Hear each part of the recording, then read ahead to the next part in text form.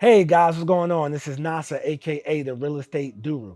I'm not a guru, I'm a Doru because I actually do this business. Today, I'm going to be going over how to fill out a contract and assignment.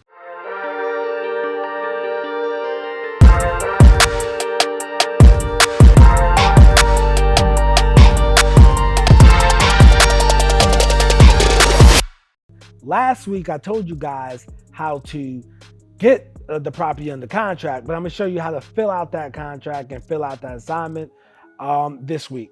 And thank you for tuning in. And if you haven't seen last week's video on how to wholesale and get that first wholesale deal, make sure you check that out. Let's get started here. Okay, guys, now we have in front of our contract.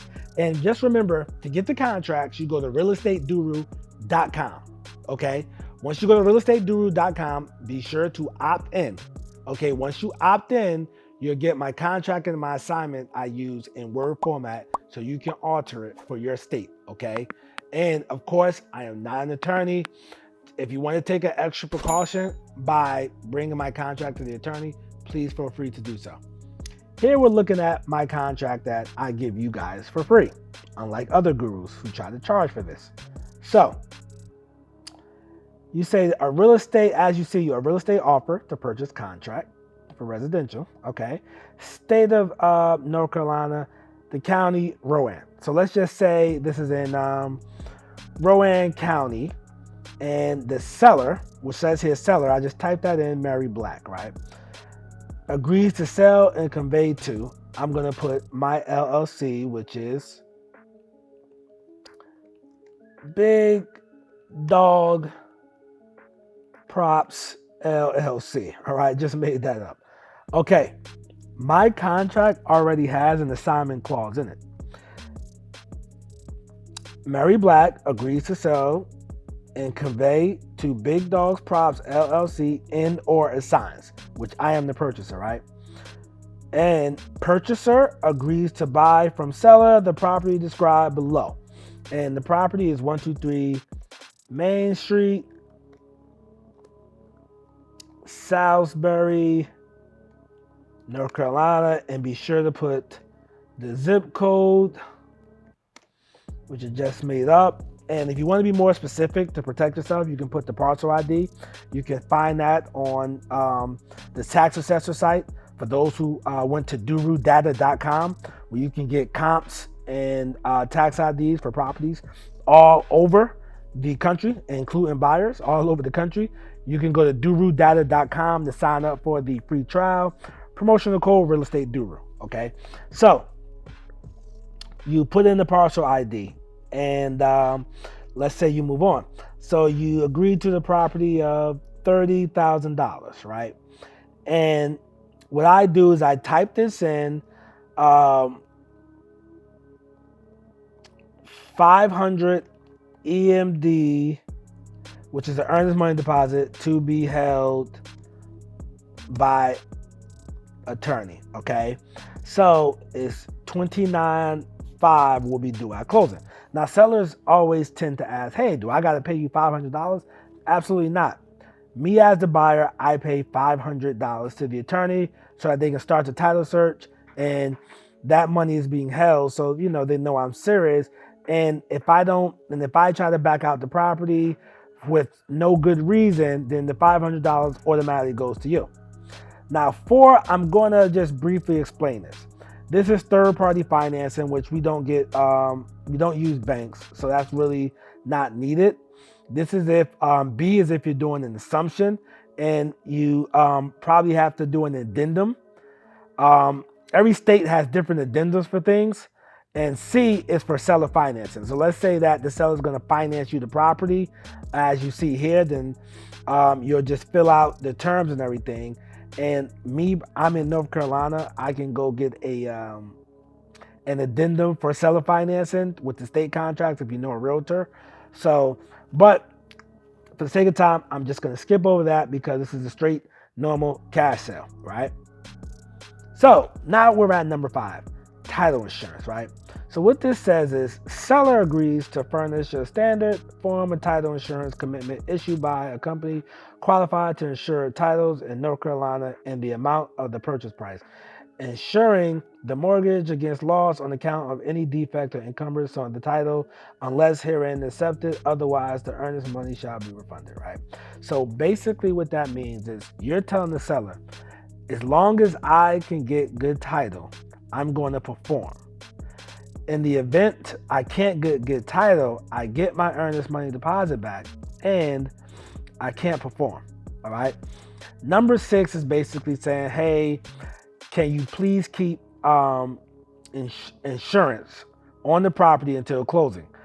Because in the event of if the house burns down before closing, I can't perform. Number 7, closing costs and date. All right. So this is all in Word format once you fill it out, right? So I give myself normally 30 days. The contract should come in 45 days in the event of it takes a little longer to close. But if I can assign a deal in 30 days, normally I'm probably not going to assign it. It can happen, but I normally give myself 30 days. 45 days to be on the safe side. So this is basically saying that within 45 days, you're going to close, all right? Could be the 45th day or within. All right, number 6 is saying that the seller agrees to convey a good merchantable title and general warranty deed, okay? So just to sum this up, I'm summing this stuff up. The seller is basically saying, hey, look, I'm going to sell you this property, and with this property, there will not be a IRS lien for $300,000 when you're only buying a property for $30,000, so we can't close on it, right? I got to get a good, clean title. Now, the good news is for us, most liens and judgments can be taken care of and settled, and very few, the lien holder probably won't budge. But just FYI with that. Condition of property. This is very important, right? So this is the clause that allows us to back out if need be, okay? So I'm going to read this one in full. Condition of property. General provisions and obligations of parties. Parties, purchaser agrees to take the property as is. We buy property as is, all right? We don't need sellers to fix our properties. It shall be the responsibility of the purchaser at purchaser's expense to satisfy himself, herself, that all conditions of his contracts are satisfied before closing. So I'm responsible for title searches and inspections and all that, right? Said sale is contingent upon satisfactory inspection of the property to be completed and reported to seller prior to or on, okay? Now, I give myself a 30-day inspection period. So let's say today is April 8th, right? So I'm going to say May 8th, 2020, all right? So I'm giving myself 30 days to inspect this property. What that means is, let's say on May 7th, if I haven't found the buyer, I can utilize that clause, okay? To say, hey, look, unfortunately, we can't close due to the price, but I can close at this price if you have another price, you know you can get the deal done. Now the second sentence, I just put not applicable because I do not want to scare out the seller. Said contract shall only be renegotiable upon a major defect with the individual repair cost excess of $10,000, $20,000, $50,000, whatever you want to put in there. I'll put not applicable. The reason being because we're buying a house tore up from the floor. If you're buying right, you should be getting at a discount, okay? So I just put NA because I tell the seller, hey, look, don't worry about that. Reason being, we know the house needs work. That's why you're dealing with us. 10, seller warranties. Basically, this is just saying that, hey, as a seller, I didn't just go out and have some contractor do work and the contractor was not paid fully, and once you close on it, you're going to get sued, right? So this is basically that, right? Okay, because with mechanical liens, they work different state by state, but as the new buyer, it's a possibility you could be liable, right? And you don't want that. Number 11 is mediation, right? So in the event that there's a dispute, I'm saying that we will have a discussion to avoid going to court. Survival contracts, if something drastic happens, this contract survives. the terms of this contract. All right. So 13, additional provisions, which there are none. 14, successors and signs. This contract shall be binding upon any heir, successors, and assigns the seller or purchaser, right? So, as the buyer, we're obligated to this contract, as the person we assign it to, the sellers, the heirs, just like you have an expectation from them, they have an expectation from you. So, please go out and do the right thing, all right? You want to be ethical with these deals. Number 15, right?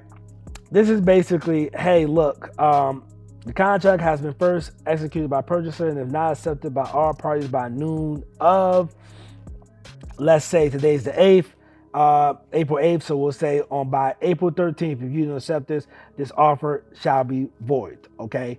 Normally I don't put that in. You see, I got NA, not applicable, but sometimes you will have to use that because you have sellers who shop around looking for the highest offer. So you put that in there and say, hey, look, if it's not accepted by this time, just forget it. Let's just pull our offer. And you have to do that sometimes. So you as a purchaser, you will sign here in date. This is for the sellers.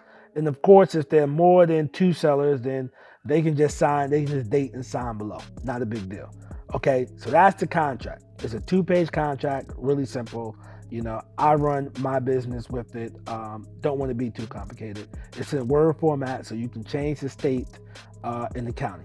And again, I am not an attorney, so if you want to bring this contract to an attorney to make sure that you can use it in your state, please feel free to do so. Now, the assignment of contract. I'm going to go over this too, because when you opt into my blog at realestatedoru.com, you will get the assignment of contract as well, right?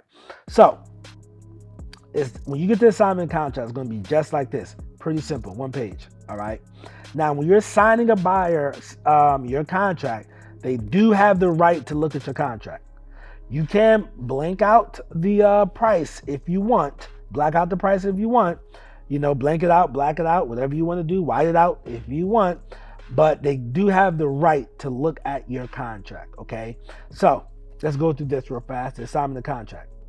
Your business entity goes here, assigns to the buyer's entity.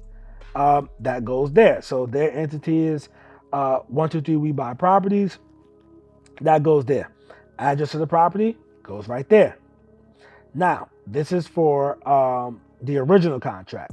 All right. The original contract, if you remember, is between Mary Black and Big Dog Props. So it'll go Mary Black here and Big Dog Props and Mary Black here and Big Dog Props there, and the original contract date whatever that contract is, okay?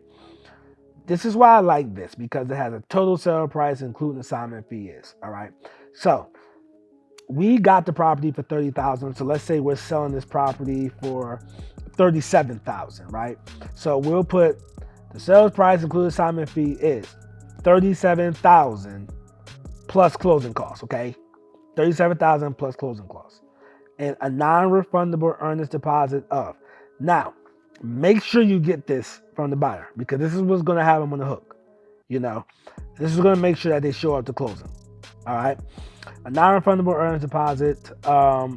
Let's say $1,000, $2,000, $2,500, $5,000, whatever the case may be, with the remaining balance due upon closing. Okay. So they get that money back if the title is not good. The title is not good, they get that money back. Okay.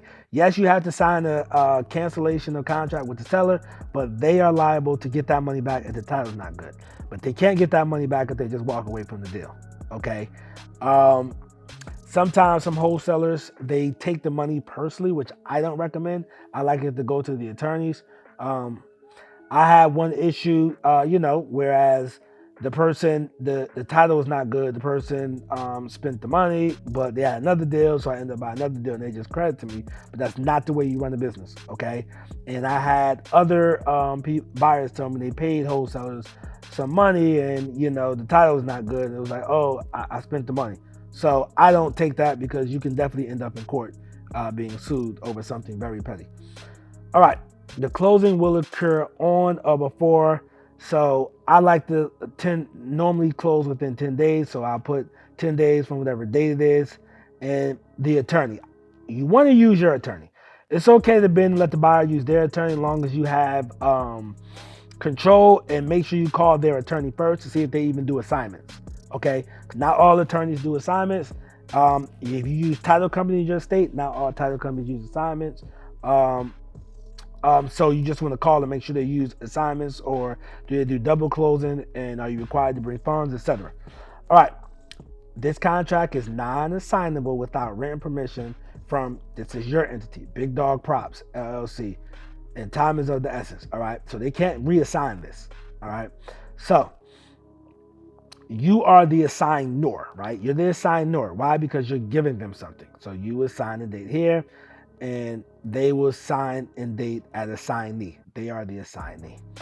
Okay, so that was a brief overview of how you fill out the contracts. Thank you for tuning in. Now, before I let you guys go, make sure you opt in on the blog, www.realestatedoru.com.